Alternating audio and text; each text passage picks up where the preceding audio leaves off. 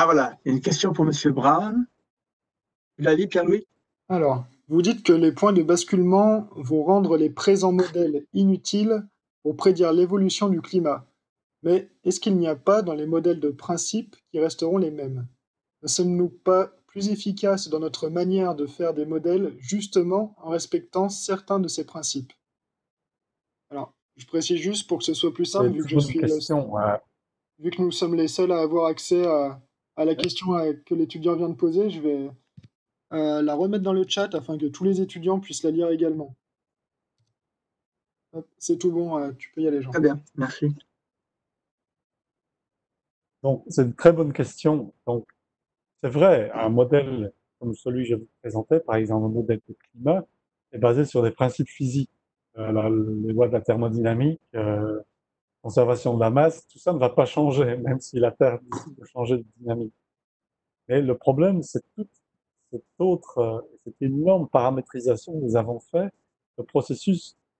Peut-être nous ne connaissons pas encore vraiment la physique ou la chimie, mais nous n'avons que quelques observations qui nous suggèrent comment ils fonctionnent. Je peux prendre par exemple l'exemple des nuages. Ça reste un des grands problèmes pour les modèles climatiques. Est-ce qu'ils vont surtout réfléchir la chaleur qui nous vient du soleil ou est-ce qu'elles vont l'emmagasiner, créer de la chaleur, qu'elles vont réfléchir plutôt vers le sol? Ça va dépendre du type de nuage, ça va dépendre à quelle hauteur ces nuages se trouvent. Ça va aussi dépendre de plus en plus maintenant, nous savons, de la chimie des nuages, voire de la biologie des nuages. Donc tout ça, nous n'avons encore qu'une compréhension très imparfaite et nous faisons confiance dans les méthodes de machine learning, à l'observation pour nous guider. Et là, si ces processus changent, si la composition des nuages, leur densité change, euh, nous allons avoir de gros problèmes pour mettre à jour nos modèles et les faire continuer à fonctionner pour faire des prédictions réalistes. Juste un exemple, mais c'est une très bonne question. Alors, je peux espérer, je vois une question posée par Johan Recordon dans le blog. Oui, dans le chat, on peut espérer que les méthodes de machine learning seront intelligentes, que très rapidement elles vont s'adapter, mais nous n'avons pas pu tester et ce n'est pas du tout, en tout cas récemment, je n'ai pas vu de recherche là. Je pense qu'on a déjà énormément de mal à reconnaître où sont les tipping points et quand on va les atteindre ou si on va les atteindre. Merci, Jean. Je réponds juste à la question d'un étudiant sur le rapport en anglais. Ça, je fais un aparté, mais oui, le rapport peut être fait en anglais.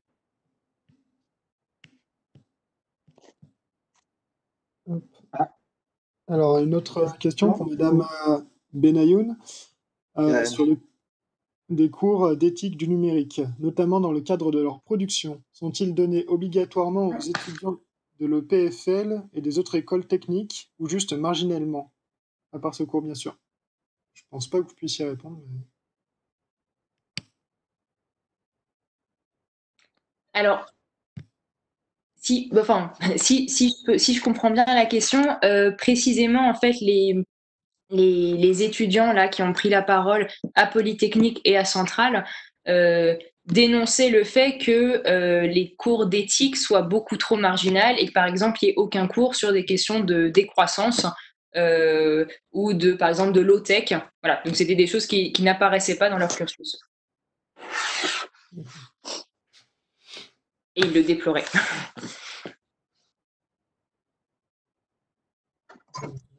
il y a d'autres questions? Alors, moi, j'aurais peut-être une question. Je ne sais pas. Vas-y. Tout le monde m'entend bien? Une question pour Yael aussi. Donc, concernant en fait cette réflexion sur le clonage et ce parallèle entre la bioéthique finalement et l'éthique du numérique, on a vu finalement que les entreprises ont des chartes éthiques, mais qui sont peut-être un peu creuses, en tout cas qui ne prennent pas en compte l'aspect environnemental et cette question de société sur finalement aussi les côtés négatifs du développement du numérique. Est-ce que dans les facteurs explicatifs, il pourrait y avoir en plus de ceux que vous avez mentionnés, peut-être déjà le biais de la formation en fait des éthiciens, qui est peut-être plus orienté sur la bioéthique qui n'a pas encore peut-être pris ce train des aspects numériques et surtout les aspects environnementaux. Et puis, finalement,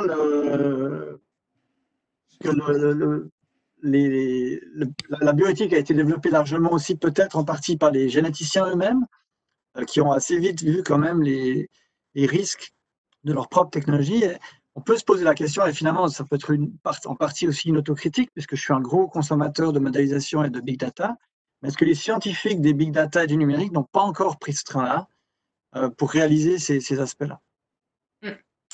Oui, c'est possible. Et d'ailleurs, on parle beaucoup, en plus de donner des cours d'éthique, parce qu'en fait, du coup, peut-être que la question, peut-être que Joël faisait référence à ça. C'est vrai que moi aussi, j'ai eu des cours d'éthique. Souvent, l'éthique, ça se résume à vous avez une voiture, c'est le fameux dilemme du train, quoi. Le train va dérailler. D'un côté, vous avez une vieille dame. De l'autre côté, vous avez un groupe d'enfants. En gros, question morale, est-ce qu'il vaut mieux écraser la vieille dame ou les enfants? Et du coup, ça a été remonté sur les voitures autonomes, attention, il faut qu'elles soient éthiques, et du coup, comment on fait ça? En fait, la question éthique ne peut pas se résumer à ça. Et donc, souvent, justement, là, on remet en cause, et donc là, je récupère un peu votre question, qui est qu'au lieu de donner des cours d'éthique, il est plus intéressant d'ajouter dans les cursus justement des futurs ingénieurs, des futurs développeurs, des personnes qui en fait prendront des décisions demain d'ordre scientifique, technique, des cours de sciences humaines qui pourraient précisément leur faire prendre conscience ce jeu d'acteurs derrière, des notions un peu philo comme le déterminisme technologique. C'est des notions qui ne sont pas très compliquées, mais c'est vrai qu'une fois que vous les avez en tête, vous ne voyez pas les choses forcément de la même manière. Je pense que ce qui est aussi compliqué derrière, c'est que la chaîne de décision, ou en tout cas est très complexe. L'autre jour, j'avais rencontré un garçon qui, lui, s'occupait uniquement, qui était développeur, et qui s'occupait uniquement de mettre les bons capteurs pour prendre les bonnes données, qui ensuite étaient envoyées à des personnes qui, elles, faisaient précisément les bonnes modélisations, qui ensuite étaient envoyées à des psychologues qui, eux, faisaient leurs analyses, qui ensuite étaient envoyées à des commerciaux qui, eux, prenaient leurs décisions. Et donc, en fait, quand on voit que les métiers sont tellement découpés et où finalement, là, en l'occurrence, cette personne faisait ça chez lui sans avoir aucun lien avec toutes les personnes tous les acteurs qui arrivaient ensuite, comment voulez-vous que lui, à son échelle, il prenne une décision éthique? Je veux dire, lui, son boulot, d'ailleurs, il est payé par rapport au capteur qu'il met. C'est hyper compliqué de manière individuelle de dire moi en fait je vais être éthique, je vais pas mettre de capteur. En fait ça peut pas, ça peut pas se jouer, et je pense que c'est ça aussi qui est compliqué, ça peut pas se jouer uniquement d'un point de vue de l'acteur individuel, qui va prendre qui a vraiment la main là-dessus. D'où la question de réfléchir au niveau de la finalité, et à partir de là, mais je suis d'accord avec vous, il faut que tout le monde ait un peu conscience des enjeux pour repenser la chaîne.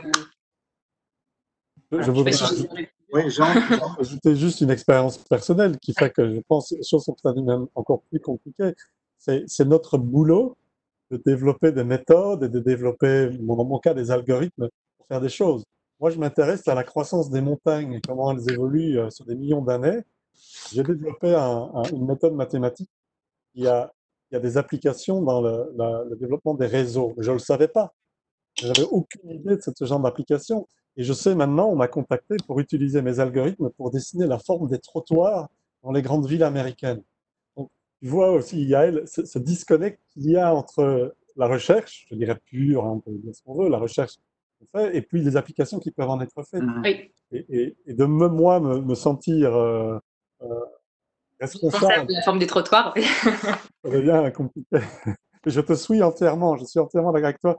Il y a un manque clair de formation dans les sciences humaines et surtout les sciences sociales, je pense personnellement, de chercheurs qui pourraient nous aider énormément à beaucoup mieux apprécier cette chaîne derrière nous qui est extrêmement importante à gérer. Et du coup, après, à pouvoir agir collectivement dessus. Oui. Donc, plus d'interdisciplinarité dans l'enseignement et dans la recherche, finalement. C'est quelque chose auquel on revient, sur lequel, finalement, l'Université de Lausanne est en tout cas essaye de faire changer les choses, mais étant un acteur qui essaye un peu la transdisciplinarité ou l'interdisciplinarité, c'est très difficile à faire. Je pense que c'est un gros virage qu'il faut essayer de faire aujourd'hui face à ces questions clés qu'on a devant nous. Je me permets vite d'ajouter aussi que, Oui. ce qu'on fait aujourd'hui, moi, si j'étais jeune chercheur ou jeune même étudiant, je pense que c'est des opportunités qu'on peut maintenant offrir aux étudiants et aux jeunes chercheurs qu'on n'avait pas avant. Et je pense qu'il faut vraiment les multiplier.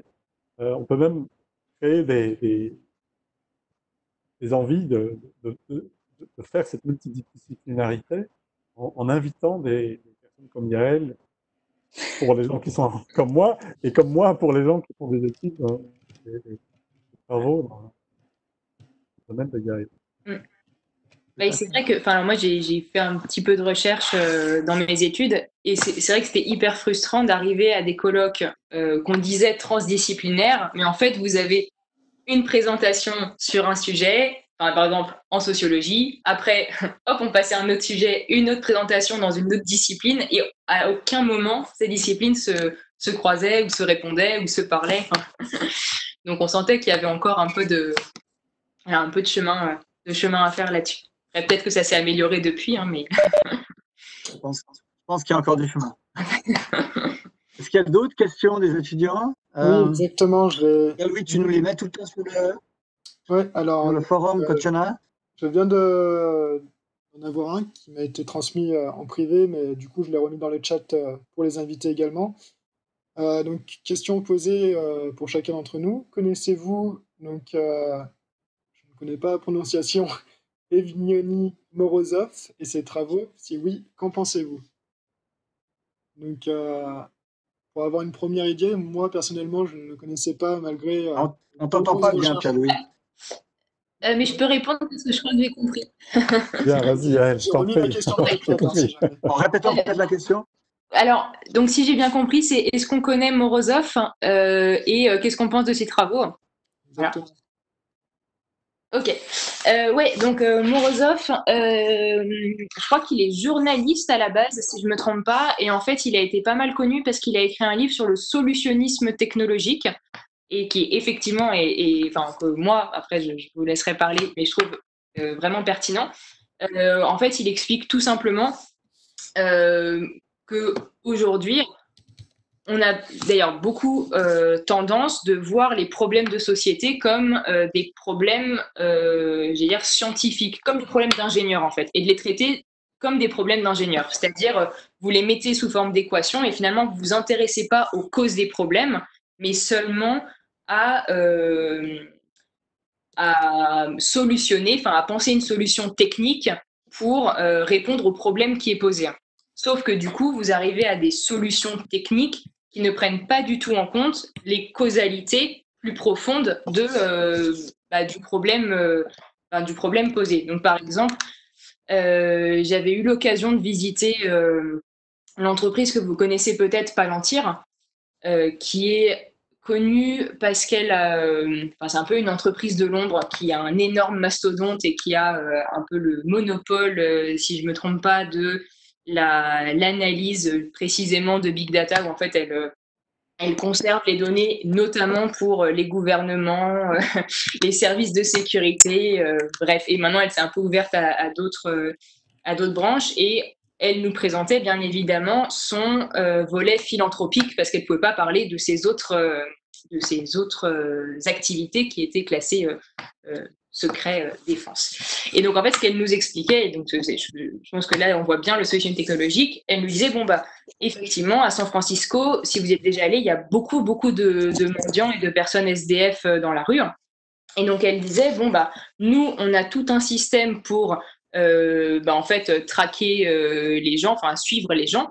Et donc ce qu'on a fait, c'est pour résoudre ce problème qui était il y a trop de mendiants ou de SDF dans la rue, en fait on les traque et on vérifie qu'ils vont bien à leur bon rendez-vous, qui étaient des rendez-vous de comment ça s'appelle, d'assistante sociale en fait, pour leur trouver un logement derrière. Et donc, en fait, ils regardaient uniquement une logique de, on va regarder les SDF qui sont là aujourd'hui, on va les suivre et faire en sorte que ces gens-là aillent bien dans leur...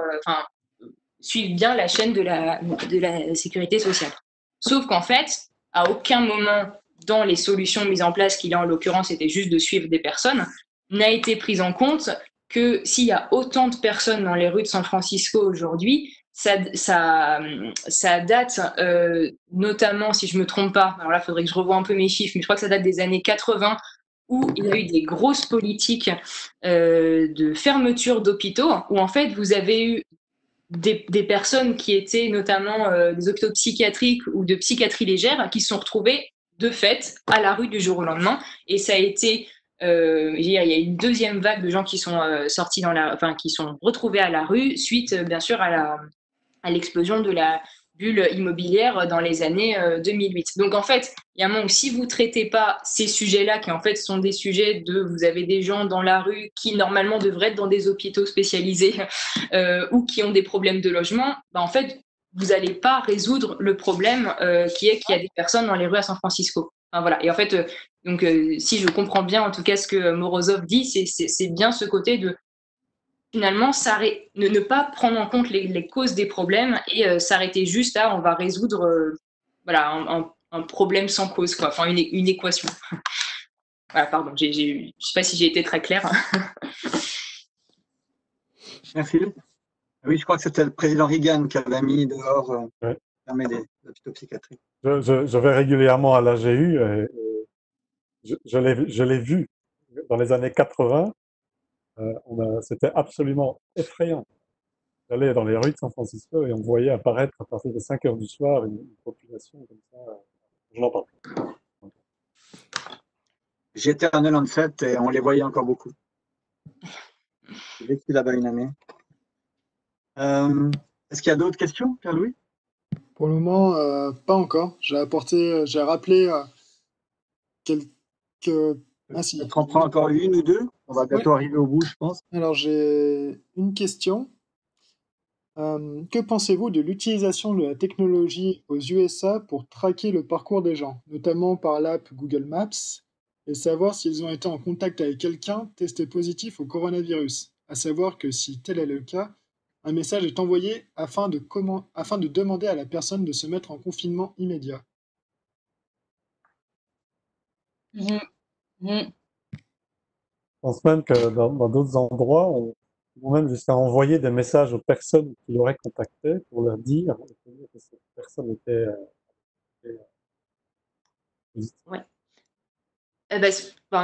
Moi, personnellement, ce que je trouve dangereux avec ce type précisément là, de solutionnisme technologique, d'ailleurs dont j'avais montré quelques titres de presse au début de ma présentation, c'est qu'en fait, déjà, vous voyez bien que ces solutions sont quand même développées hyper rapidement. Donc, on peut imaginer le nombre de biais ou de présupposés sur lesquels elles se fondent. Mais en plus, pour la plupart, je veux dire, précisément en termes d'éthique, il y a quand même peut-être une question de restriction, en tout cas des libertés privées qui est à prendre en compte. Et il faut faire attention, à mon avis, à ces technologies un peu de surveillance. Donc, il y a eu là, voilà, la reconnaissance faciale qui maintenant peut reconnaître quelqu'un avec un masque qui sont développées et qui, en fait, après j'espère que quand même cet épisode, un moment, va passer, qui, en fait, vont rester. Hein. Et donc, et qui ont été faites sans vraiment qu'on prenne en compte leurs tenants et leurs aboutissants. Enfin, vous voyez, c'est typiquement la logique on veut faire une solution pour un problème qui, là, en l'occurrence, est une crise sanitaire, mais en fait, on ne pense pas du tout les applications futures qui en seront faites et le fait que potentiellement, en fait, ça va rester. Et qu'est-ce que ça dit d'une société qui a en fait des caméras de surveillance qui sont mises absolument partout et qui peut reconnaître n'importe qui dans n'importe quelle circonstance. Enfin, voilà, il y a forcément des dérives sécuritaires qui vont être faites à un moment donné. Ou en tout cas qui risquent d'être faites. C'est une potentialité qu'il ne faut pas enlever.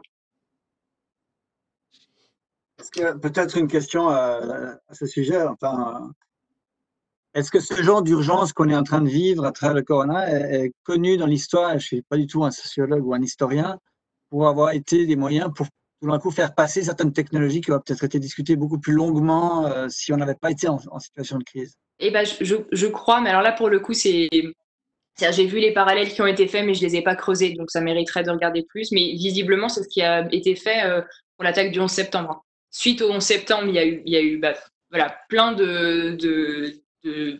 voilà, de mesures qui ont été mises en place, qui sont en fait des mesures sécuritaires et de restriction des libertés, et qui en fait sont restées après. Le Patriot Act aux États-Unis. Par exemple. Ouais. Voilà, je ne sais pas si on a d'autres questions qui viennent encore. Je pense que c'est le moment de les poser. On va bientôt arriver au terme de cette première conférence et discussion. On a encore un petit peu de temps. Vous avez une petite question, Grégory? Oui, bonjour. Ah, je crois que c'était pas pour nous. Elle a dû arriver récemment parce que normalement, c'était bloqué. C'est quelqu'un qui a pas fermé son micro. Alors, j'ai une Voilà, donc question. le mieux, c'est vraiment peut-être de poser les questions sur le forum. J'ai une question. Alors, selon vous, est-il encore possible de vivre sans Internet aujourd'hui? Grande question à débat. Personnellement, je dirais oui. Je Après, peux dire qu'on ne peut plus faire de recherche, moi, dans mon domaine, sans Internet aujourd'hui. c'est pas... Effectivement, je pense qu'il y a une première réponse. Tu peux peut-être développer là-dessus, Jean, mais je pense que c'est une réponse importante. Du point de vue scientifique, c'est difficile actuellement de faire la recherche. Donc, c'est pour ça qu'il y a ce grand dilemme, en fait, entre le développement du numérique, mais sa bonne utilisation aussi. Et ça pose des questions aussi d'égalité. Vivons-nous hyper connectés dans notre recherche, même ne serait-ce que pour publier un article? Impensable maintenant de ne pas utiliser l'Internet. Les premiers articles que j'ai publiés, on les mettait dans une enveloppe et on les envoyait à l'éditeur, et puis on attendait 3 mois et on avait les reviews, car il n'y a pas d'Internet, donc tout arrivait à une vitesse. Mais nous, maintenant, c'est tout naturel de soumettre nos publications directement à Internet, aux reviews, et puis on attend à avoir les résultats dans le mois qui vient. Et imaginez des chercheurs dans des pays qui n'ont pas cet accès, ou n'ont pas accès aux données auxquelles nous avons accès de façon simple, aux modèles numériques, ça crée un énorme divide. Et puis, on s'habitue à cette course effrénée à la recherche qui doit aller de plus en plus vite. Et c'est vrai que sans doute, ça ne nous aide pas à réfléchir vraiment, aux objectifs qu'on essaie d'atteindre, où on est de plus en plus dans le milieu de la recherche, dans cette course vraiment à l'avancée exponentielle, pour rester à jour, pour rester un acteur, même dans des domaines comme le mien, qui n'est pas vraiment toujours d'application sociétale ou importante. Ce numérique tire toujours de plus en plus vite à Dans ce cas, moi, j'ai... C'est bien, hein, c'est excitant, et ça fait avancer la recherche sans doute plus vite dans certains domaines et pour certaines choses. Et c'est vrai, Yael, que je me pose vraiment la question de savoir à grande échelle où ça nous mène. C'est intéressant d'entendre Yael, oui. Ce que je répondrais, c'est que dans l'absolu, comme dit Pierre-Louis, oui, on peut. Et il y a des communautés qui vivent sans. Donc, je pense, bien sûr, l'exemple le plus paradigmatique, c'est celui des Amish, qui, eux, en fait, vivent en dehors de la société et qui se sont créés une société autonome, où d'ailleurs, ils ont tout un système de... comment j'allais dire, c'est pas de tri des technologies, mais en fait, c'est-à-dire qu'à chaque fois qu'il y a une technologie qui rentre dans la communauté, ils font une sorte de débat démocratique pour voir si oui ou non ils font entrer la technologie dans leur communauté. Enfin bon, mais en même temps, vous voyez bien que ça, c'est des communautés qui sont en fait sorties de la société dans laquelle on est. Et aujourd'hui, comme en fait Jean vient de le dire, c'est quand même difficile, ne serait-ce que pour son travail. Enfin, je vois le nombre de boulots où on vous donne un smartphone pour être connecté tout le temps, juste le premier jour de votre arrivée ou dans la recherche. C'est-à-dire que vous ne pouvez pas non plus vivre sans Internet si la société dans laquelle vous êtes fonctionne sur Internet. C'est la même question pour Facebook, par exemple. Enfin, souvent, on nous a posé la question, mouton, de dire mais quand même, vous êtes sur Facebook, est-ce que c'est pas contradictoire? Bah oui, mais en même temps, tout le monde est sur Facebook. Donc, si vous n'êtes pas sur Facebook, vous n'êtes pas visible.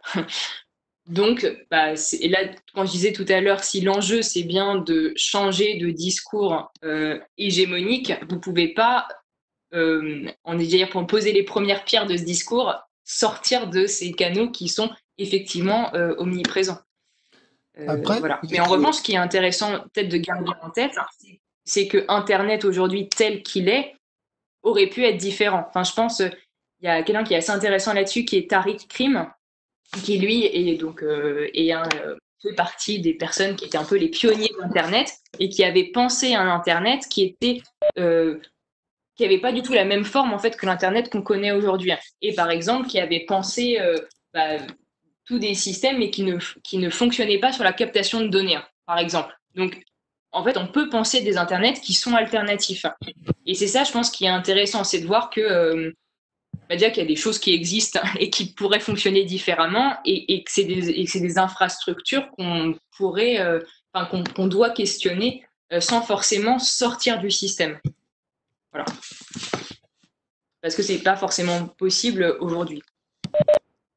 Après, on peut peut-être. Merci Yann, je pense que c'était une belle réponse. Alors, après, on peut peut-être Oui, Pierre-Louis, il y a d'autres. La question autrement par rapport à cette intervention. C'était, au lieu de se dire est-ce qu'on peut vivre sans Internet, c'est plutôt doit-on restreindre l'accès à Internet à la population? C'est-à-dire, est-ce qu'on doit le privilégier pour ceux pour qui il en est nécessaire, on va dire, soit pour les emplois ou autres, et est-ce que l'Internet loisir doit être restreint en termes de data ou autre? Peut-être que c'est peut-être là qu'on devrait peut-être creuser un peu plus loin, et après, j'invite les étudiants à faire des recherches à ce niveau-là, voir s'il y a des choses qui sont proposées. Et j'ai alors une autre question. Et en plus, je crois que c'est un... Ouais, je t'écoute. Peut-être que on va dire que c'est la dernière pour pouvoir finir après celle-là. Donc... Ouais, pas de souci. Alors, la dernière question. Oui, question. Est-ce que vous pensez que cet esprit critique sur le numérique et l'intelligence artificielle va se développer naturellement petit à petit dans tous les différents domaines, comme par exemple dans la médecine, comme par exemple dans la médecine, ou pensez-vous que certains domaines sont hermétiques à toute remise en question?